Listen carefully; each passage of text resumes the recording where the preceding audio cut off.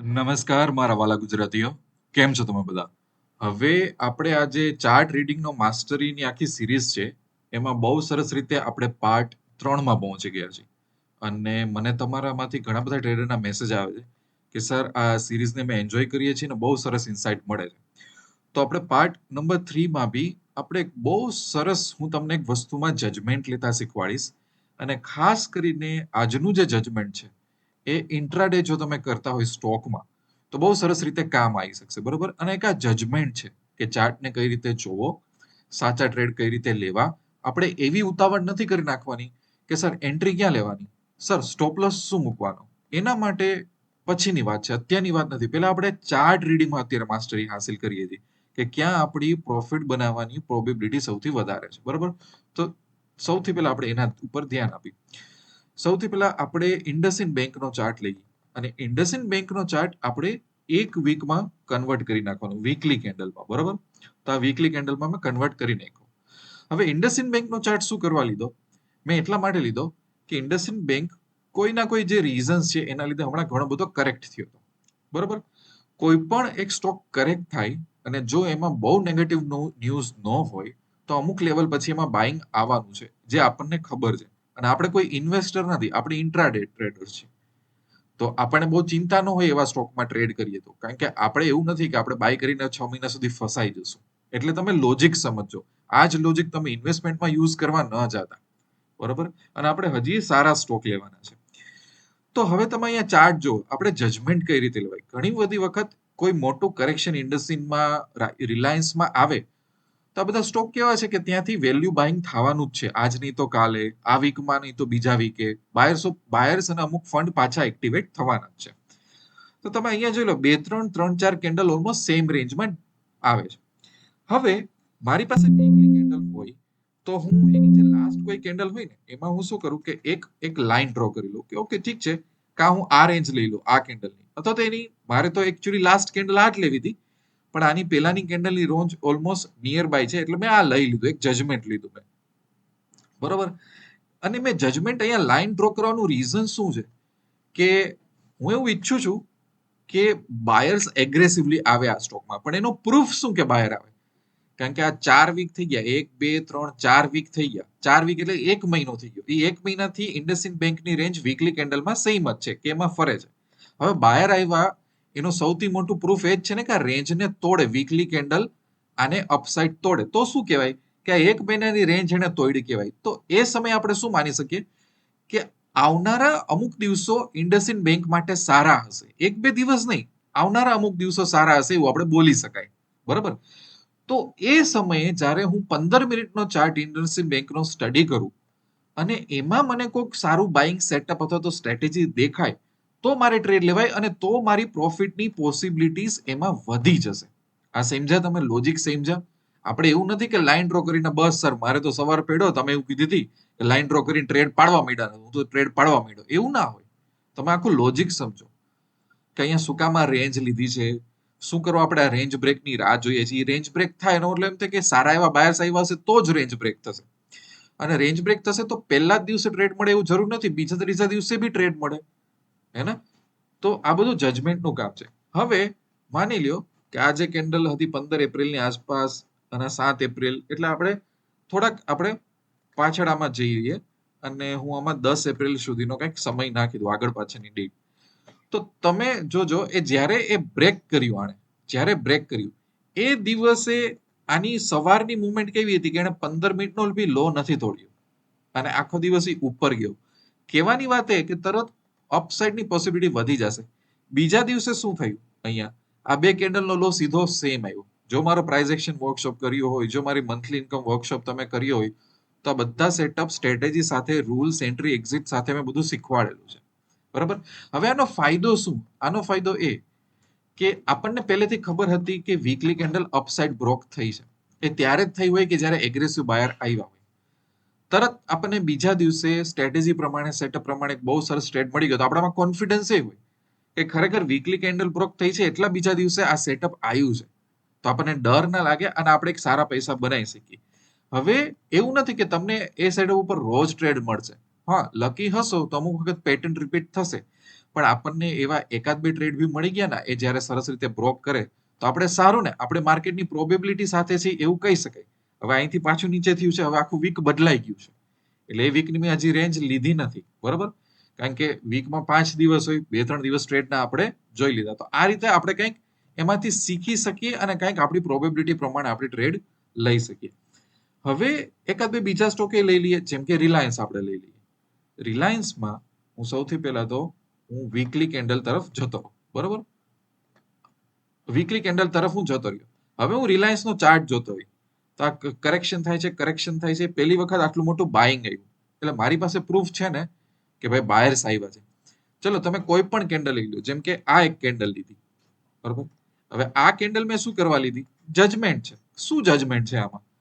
તો કે આ કેન્ડલનો હાઈ, આ કેન્ડલનો હાઈ, આ કેન્ડલનો હાઈ બધા મેચ થાય છે, એટલે અહીંયા એક નાનકડું રેઝિસ્ટન્સ વીકલી કેન્ડલ ઉપર આપણને વીકલી ચાર્ટમાં એક દેખાય છે, સારું એવું રેઝિસ્ટન્સ.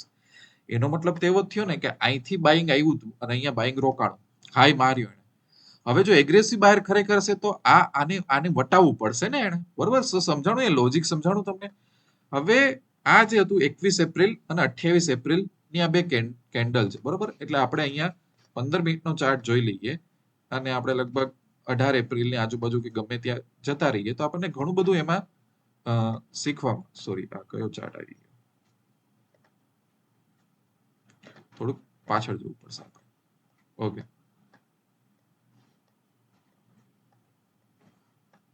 જો આની ઉપર જેવું ગયું એવું અહીંયા જો આપણને સરસ મજાનો એક ટ્રેડ મળી ગયો સારી રીતે. આ બે કેન્ડલના લો બી અહીંયા 1331 અને 1333, એટલે ₹2 જ ફરક છે, બરોબર. એના બીજા દિવસે શું થયું? એના બીજા દિવસે મુવમેન્ટ ઉપર ગયું. એના ત્રીજા દિવસે શું ગયું? ત્રીજા દિવસે એને તો ઉપર જ ગયું. તો આપણને કમસે કમ એકાદ બે ટ્રેડ મળી રહે એ કેન્ડલ બ્રેક થયા પછી, તો એના જેવું એકેય નહીં આપણા માટે. તો આ જજમેન્ટ આપણે જો ચાર્ટમાં લેતા શીખી દઈએ તો ફાયદો શું કે આપણી પાસે સ્ટ્રેટેજી હોય, સેટઅપ હોય, અને એની સાથે વીકલી કેન્ડલના અમુક કન્ફર્મેશન આપણે લઈને ચાલતા હોય તો આપણો કોન્ફિડન્સ બમણો થઈ જાય, આપણને ડર ન લાગે અને આપણને ખબર હોય કે આ સેટઅપ શું કરવા આવ્યું છે, કારણ કે કેન્ડલે અપસાઇડ સરસ મજાની બ્રેક આપી છે એટલા માટે, બરોબર. તો એક બીજું એક્ઝામ્પલ હતું. તો અમુક ઘણી અલગ રીતે આને બી યુઝ કરી શકો. જજમેન્ટ ઉપર આપણું ડિપેન્ડ છે કે આપણે એને કઈ રીતે યુઝ કરીએ. એક એક્સિસ બેંકનો બી ચાર્ટ લઈ લઈએ, એટલે દરેક સેક્ટરમાંથી એકાદો આપણે હું ચાર્ટ લઈ લઉં તો તમને એવું થાય કે મજા આવે, બરોબર.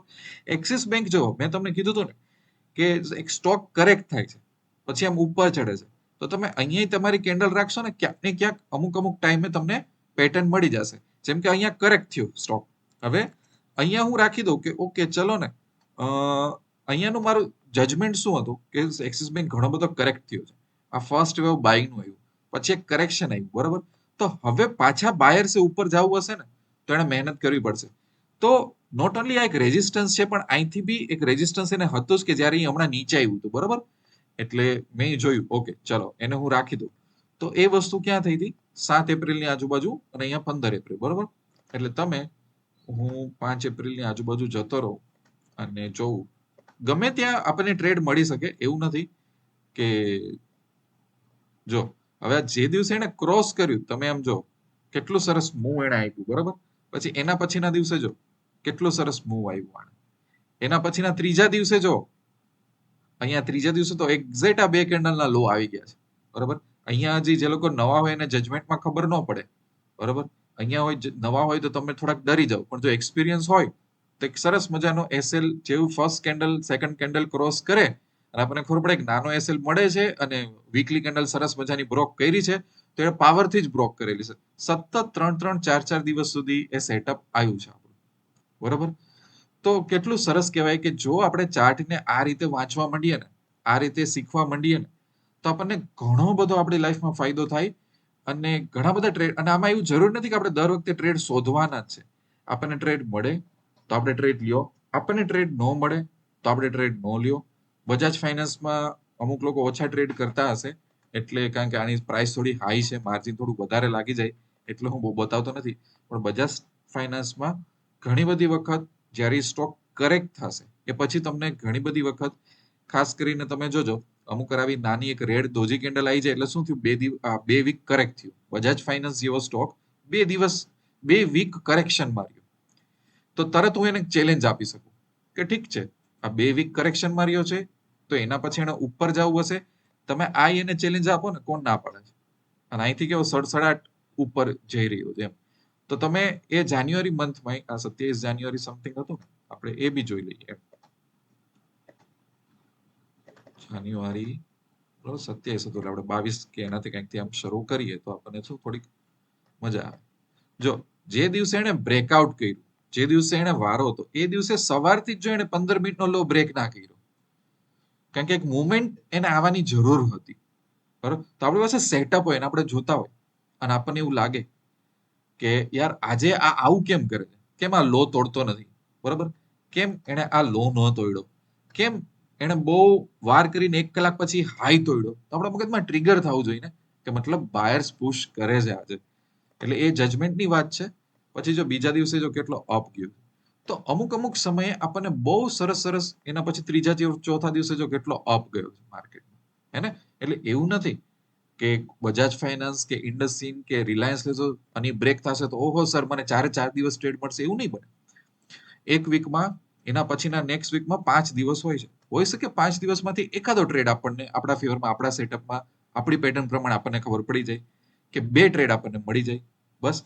પણ તમે વિચારો ને કે આપણી પાસે સ્ટોક્સ ઘણા સારા એવા છે. એવું નથી કે એક જ સ્ટોક છે.